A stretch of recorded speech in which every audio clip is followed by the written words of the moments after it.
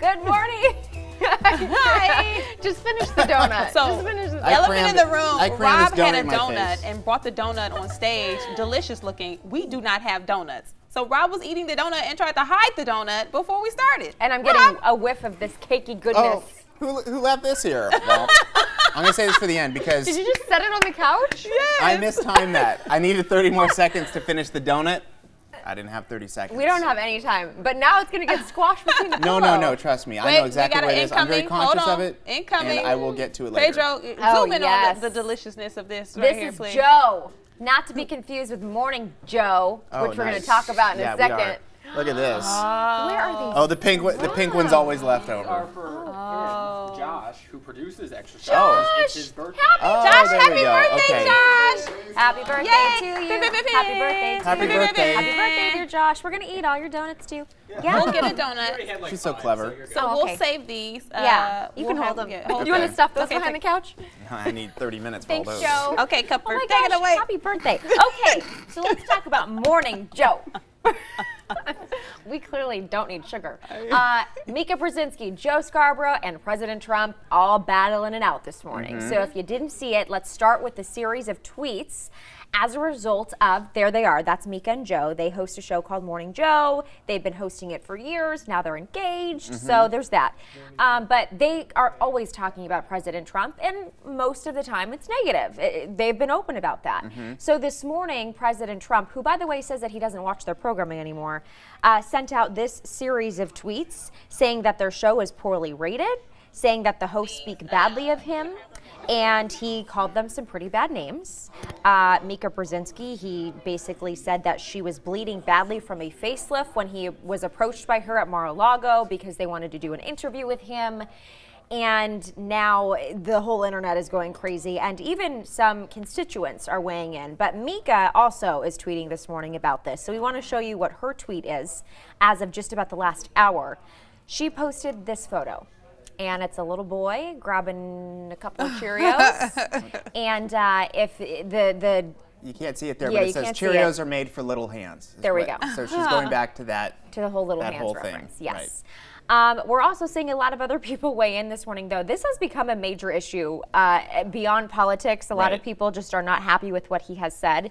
The president of, or rather, let's talk first about this. So the person who does PR for NBC, the head of PR, Mark Kornblau, did write a tweet saying, "Never imagined a day when I would think to myself, it is beneath my dignity to respond to the President of the United States." Lindsey Graham is also weighing in. There are senators weighing in, saying this is beneath your office, this isn't normal, just stop. So you guys, this has been a huge talker. Yeah. At this point, is there anything the president can do to change people's minds about him that didn't already have an opinion? Because I think for the most part, those who voted for him and his supporters, they didn't pick someone to be PC. They picked Donald Trump, who's not a politician. Right, and we should just reference what we have, what you're looking at right now is Jake Tapper, who works for CNN. He's got his own show, and that's his tweet talking about Melania Trump's campaign that, you know, her cause as First Lady was going to be against cyberbullying. So he's obviously making a claim there that maybe this would be considered cyberbullying. Yeah, thank you for pointing that out. Well, I think this is, again, everyone has decided how they feel about the current administration. You either on board or you're not. So I don't think at this point anyone's mind is going to be changed, or I don't think anybody wants their mind changed about any of this, because the tweeting and the back and forth and the jabs, that's been the case since campaign season and before going into even before he was nominated as president of the United States and the Republican Party, the nominee. So I don't think anybody's mind should be changed. I think now for me the question is, so then what is the line? Right. So if certain things don't make you upset, if you don't really mind the tweeting and just the off trend of the trend that isn't what we've seen from every other president, so what would be crossing the line for you? And not even for this president, for just in your life in general. So if certain things were said to one of your wife or your daughter, would it sound different if it was said to her versus someone else? Right. What's the line? And is there even a line? Yeah, the bleeding from the facelift part is what a lot of people are saying. Okay, so now you're going as far as to degrade this woman. Reports surfaced saying she wasn't bleeding from a facelift, FYI, at the time. But his whole thing was they wanted to get an interview with me. I said no. Morning Joe's team is saying, yes, you said yes. So now it's just this back and forth. Right, and just to go back to the beginning, because it should be known as well, what some people are saying started this whole thing in the first place. What prompted this tweet was that she was remarking to the fake Time magazine cover that's in some of his resorts for March 1st, 2009, which there was not an issue where he was on the cover, and she pointed out that his pose is like this and that his hands were teensy. Now, I haven't seen it.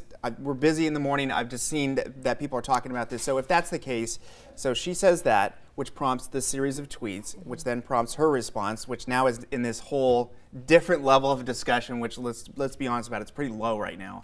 But the fact remains is that why are we talking about this?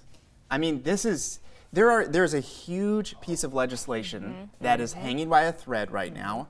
It is getting worked on at the moment, and the president is choosing to spend time and his bully pulpit talking about this. Yep. This to me is weird, and this happens all the time. And it's not helping his cause. If you believe in the president and you think and you want these policies enacted, you want the healthcare thing to go through, this is a critical time, and now we're all talking about this. So if this is what you want to be done, if that's your point of view and you want to go there and this is a critical time, now everybody's spending time defending these comments or saying, hey, they're totally fine or they're not fine. I just can't believe we're talking about this. And more on the legislation that's being talked about now. Of course, we're talking about the health care bill, which Republican senators say they wanted to get it done before the July 4th recess. That happens tomorrow.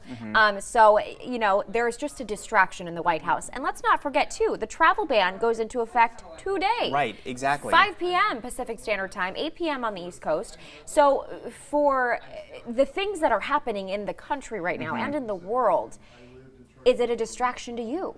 Do you see all this stuff on Twitter and go, I don't care. I don't care about the dramatics. I don't care about the trivial stuff. He's still my president and I'm fine. Or are you seeing this as, come on? Because even Lindsey Graham, who has long supported him, is saying, come on. Well, let me throw in this, because a lot of times people always say, it's no coincidence that whenever there's a huge bill on the table or something that everyone should be focusing on, there's this string of controversial tweets. Right. So maybe this is strategy, because again, if the conversation around healthcare is heating up and we see people on both sides not agreeing with it, some people are agreeing with it, they wanted to get it passed, and waiting until recently to show the legislation. The quickest way to get somebody to stop talking about something is to get them to start talking about something else. So if we're talking about strategy, maybe this is a good tactic to shut it up and to talk about something else that's not as important. Right. Well, it's something that's been documented. It's something that there's a strong argument for that. Not only just in this particular case and in other ones in the past, but just as a general rule of thumb that you want to it's the old magician trick. Don't watch the card over here, watch the hand over here. Right. Now, with that said, you mentioned something earlier, Cornelia, that there's a line somewhere, and it's amazing to me to think that perhaps this is not the line for some of us, and there's more lines to be crossed in the future. So I'm curious what people are saying online about this. Francesca Dominguez, talking about the line, good timing, says the line is, he is to represent us, the people. Be the bigger person and look away. He should know by now things will be said regardless out of his control. Let it be and let it go. Carrie said, why is our president talking about this? He is crazy. Please focus on our country. Melissa Missy Andrade, I might have just mispronounced your name, but thank you for watching us, says this man has crossed over the line so many times and no one in his capacity should ever talk and bully as he does. So clearly a lot of you think that he crossed the line, but did you always feel that opinion on him? I mean, for his true supporters, I want to hear from you. For those we know that half of Sacramento, half of California voted for President Trump. So you're out there if you're watching us in the state.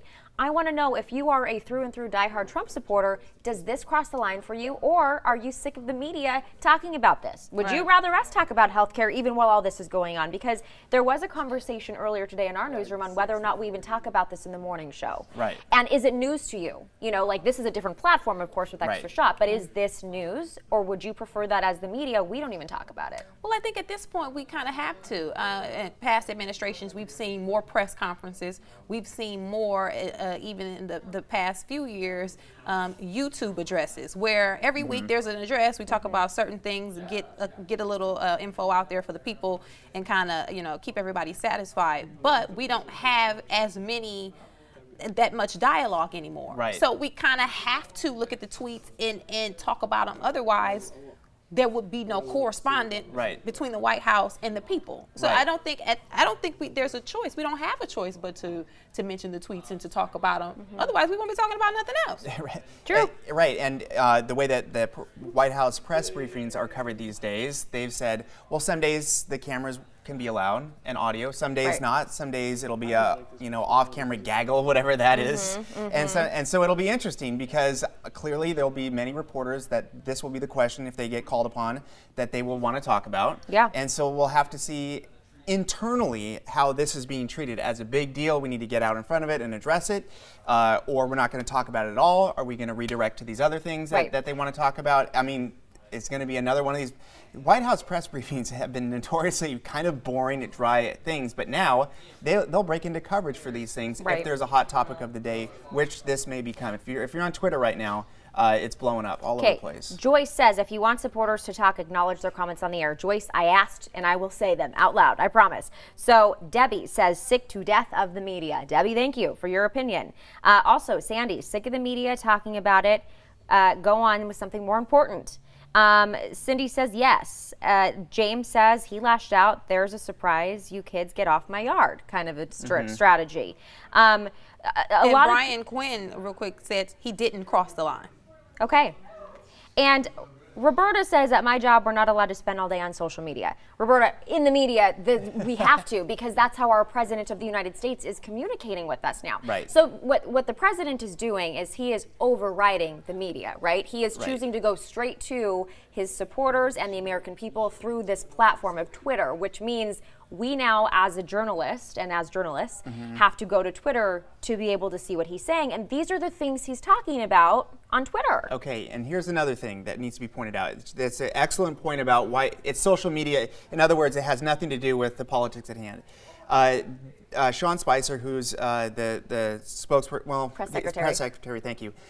He was questioned about this, and he says that the president's tweets speak for themselves. They are considered official presidential statements. So in other words, if you want to put the header on there from the President of the United States of America, from the White House, and then this tweet below it, no one's doing that, but to connect the dots that way, this is kind of what will be talked about later on today at that press briefing. I mean, these are considered official, according to Sean Spicer, official statements from the president. Right.